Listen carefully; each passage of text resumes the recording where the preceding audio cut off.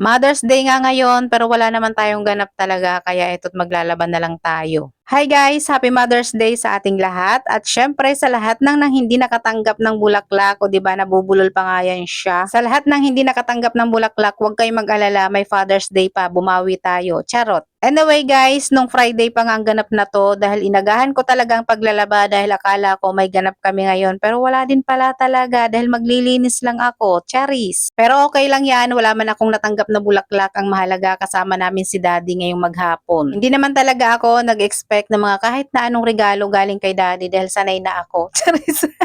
Totoo talaga yan guys, hindi ako nag-expect na kahit anong regalo tuwing birthday ko, Mother's Day o kahit na anong occasion dahil alam ko naman na hindi talaga siya nag-aabot. Ganun pa man, masaya pa rin naman ako dahil kasama namin siya ngayong maghapon. Pero bukas, aalis na ulit siya para nga magtrabaho dahil kapag hindi siya nagtrabaho, wala kaming sasahurin.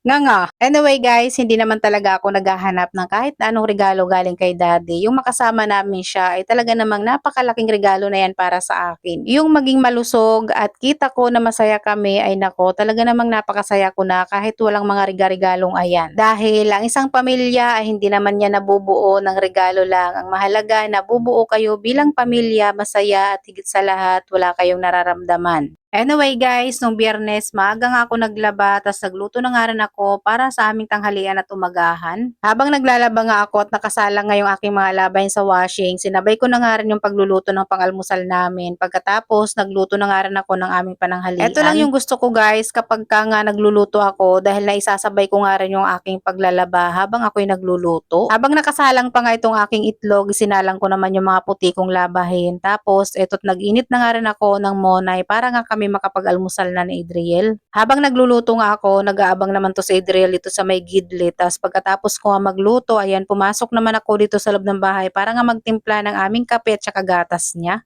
Sa Adriel nga sana ang magtitimpla ng kape, kaya lang sabi ko ako na dahil medyo matamis nga to kapag nagtimpla siya. Ayaw ko kasi guys ng matamis na kape, gusto ko yung nananalo pa rin talaga yung pait kaysa sa tamis. Dito na rin kami sa labas nagsikain guys ng almusal dahil nga may nakasala nga ako dyan ng kanin para nga sa aming pananghalian. Pagkatapos ko naman mag-almusal, tamang-tama naman, tapos na nga rin ako sa aking pagbabanlaw at magsasampay na nga rin ako. Pagkatapos ko naman magsampay dyan guys, nagluto na rin ako ng aming ulam para sa tanghalian. Nagluto nga lang ako ng sayote. Yung sayote guys ay dala pa ngayon ng kapatid ko galing sa Baguio. At dahil luto na ngayong aking kanin at nasasayangan din naman ako sa uling, ayan, tumigil nga muna ako sa aking pagsasampay. Sinalang ko muna yung aking ilulutong gulay na sayote at pagkatapos habang hinihintay ko naman na kumulo, ayan, ito naman nagsasampay naman tayo. Pagkasampay ko naman, ayan, hahanguin ko naman yung nakasalang ko sa washing dahil tapos na nga ito magpaikot-ikot. Kinahaponan, pagkatapos ko ang maglaba, ayan, may dumating nga akong parcel at syempre, dito na lang talaga tayo sumasaya sa parcel kapag may dumadating sa atin. Sobrang nagandahan talaga ako sa ternong ayan at napakaganda rin ng tela, hindi siya mainit sa katawan, kaya naman ayan, isinukat ko na rin.